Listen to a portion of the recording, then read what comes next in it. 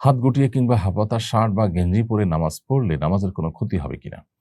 হাত গুটিয়ে কিংবা হাফহাতা শার্ট পরে নামাজ পড়াটা মাকরুহ হবে।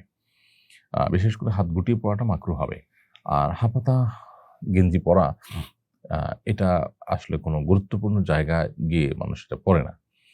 এজন্য আল্লাহর শানে যখন আমরা আল্লাহর দরবারে যখন আমরা দাঁড়াবো, সালাতে যখন দাঁড়াবো, তখন আমাদের সবচেয়ে সুন্দর পোশাক পরা উচিত। আল্লাহ বলেছেন, "ইয়া বানি আদম খুযু যিনাতাকুম ইনদা কুল্লি মাসজিদ।" হে আদম সন্তান, তোমরা প্রত্যেক সলাতের সময় উত্তম পোশাক পরিধান করো। এজন্য সলাতের জন্য উত্তম পোশাক, সুন্দর পোশাক আ এবং পরিপাটি হয়ে সলাত আদায় করা দরকার। কারণ আমি আল্লাহর সামনে দাঁড়াচ্ছি।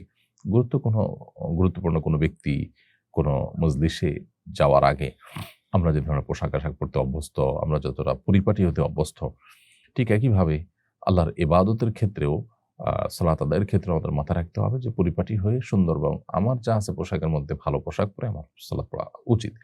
সালাত আমি পড়লাম এমন পোশাকে যে পোশাক পরে আসলে কোথাও আমি যাই না। গেঞ্জি পরে পড়লাম। তারপর এমন পোশাকে পড়লাম যে পোশাকটা পরে আমি বাইরে কোথাও যাব না। তো এটা অনুচিত কাজ। এটা আল্লাহর শানে যে আমি দাঁড়াচ্ছি যে তার খেলাফ এবং পরিপন্থী হয়, আদবের পরিপন্থী হয়।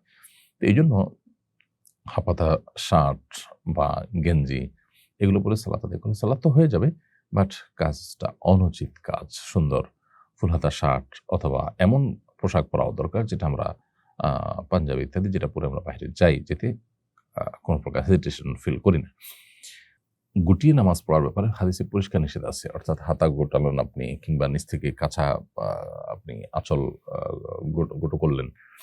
তো এটাকে ভাঁজ করে ভেঙে বা আপনার এটাকে গোটো করে তারপর যদি সালাত আদায় করেন তাহলে সেক্ষেত্রে মাকরুহ হবে। হাদিসে পরিষ্কারভাবে সেটি নিষেধ আছে। এটাও আল্লাহর সামনে দাঁড়াবার যে শান তার পরিপন্থী। এজন্য যদি কোনো ভাঙা থাকেও সেটা ছেড়ে দিয়ে তারপর সালাত আদায় করব আমরা। টয়লেটে বা অপবিত্র স্থানে থাকা অবস্থায় আযান শুরু হলে কিভাবে আযানের জবাব দিব? আপনি টয়লেটে বা কোনো অপবিত্র স্থানে যদি থাকেন আর তখন যদি আযান শুরু হয়, সেই নোংরা জায়গায় বা অপবিত্র অবস্থায় আপনি আযানের জবাব দিবেন না। অপবিত্র অবস্থায় বলতে এমন কোনো অবস্থায় যে অবস্থায় আল্লাহর নাম নেয়াটা অসমীচীন। এমনিতে ধরুন অজু নাই। তো এই অবস্থায় তো এরকম অপবিত্র অবস্থায় অজু নাই কিন্তু আপনার বাসা-বাড়িতে স্বাভাবিক জায়গায় আছেন, কোনো ওয়াশরুমে বা নাপাক জায়গায় নয়। তাহলে সেক্ষেত্রে তো আপনি আযানের জবাব দিতেই পারবেন। বাট কোনো অপবিত্র জায়গায় আছেন, নোংরা জায়গায় আছেন, নোংরা অবস্থায় আছেন, এরকম অবস্থাতেই আযানের জবাব দেওয়া যাবে না। কারণ এই জায়গাগুলোতে আল্লাহ তাআলার নাম নেওয়াটা মাকরুহ। এটা আল্লাহর নামের প্রতি আ আমাদের যে শ্রদ্ধা থাকা দরকার তার পরিপন্থী। এজন্য টয়লেটে অপবিত্র জায়গায় ওলামায়ে কেরাম আল্লাহর নাম মুখে উচ্চারণ করাটাকে মাকরুহ বলেছেন। তবে অন্তরে স্মরণ বা অন্তরে আল্লাহ সুবহানাহু ওয়া তাআলার জিকির এটা টয়লেটে করতে দোষের কিছু নেই। কারণ সেখানে কোনো কিছু প্রকাশ করা হচ্ছে না। ভেতরে বা অন্তরে শুধুমাত্র আল্লাহর নামের জিকির করা হচ্ছে। অতএব সে আলোকে যদি কেউ টয়লেটে এবং অপবিত্র থাকা অবস্থায় আযান শুনতে পান, তিনি মনে, মনে আযানের জবাব দিচ্ছেন। মনে, মনে আযানের জবাব দিচ্ছেন প্রতিটা বাক্যের পরপর। সেই কাজটি তিনি করতে পারেন।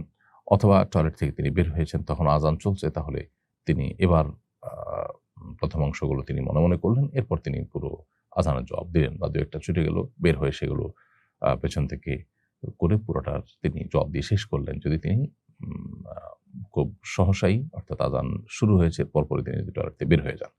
কিন্তু টয়লেটে বসে বা অপবিত্র অবস্থা থেকে পরিপূর্ণ আযানের জবাব দিলেন। একটা, একটা করে বাক্যের জবাব দিলেন। এটা অনুচিত কাজ। এটা আল্লাহর শানের খেলাফ, এটা করা উচিত নয়। মাকরুহ হবে এরকম করলে। মনে, মনে করা যেতে পারে।